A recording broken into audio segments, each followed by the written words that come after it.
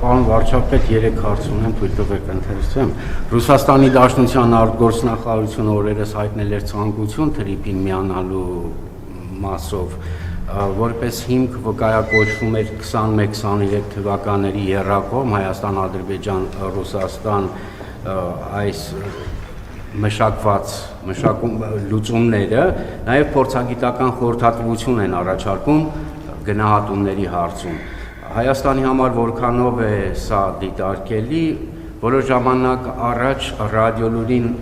հարավկովկասյան երկաթուղիներից ասել էին, որ պատրաստ են դիտարկել միայն Մեղրիի հատվածը իրենց տնօրինությունից փոխանցել Հայաստանին,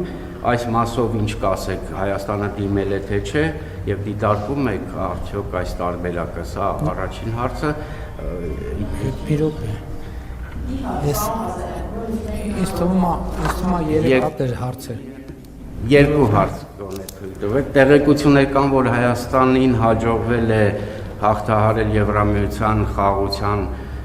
աջակցության ծրագրով 20 միլիոն եվրոյի այդ խոչընդոտը, այսինքն Հունգարիան հանել է վետոն, կարող եք հաստատել սա, եթե այո,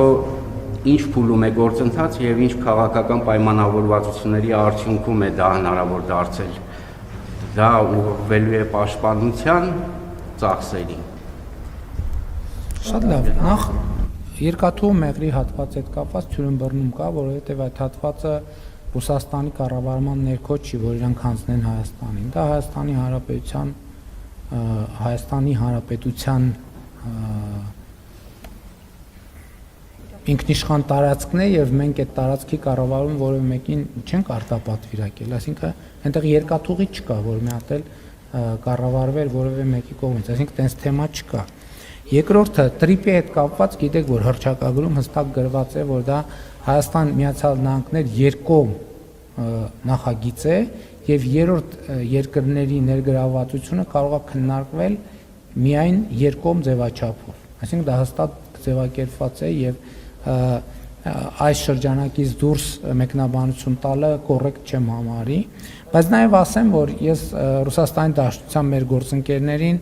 խնդրել եմ շտաբ կարգով զբաղվել մասնավորապես երկաթուղու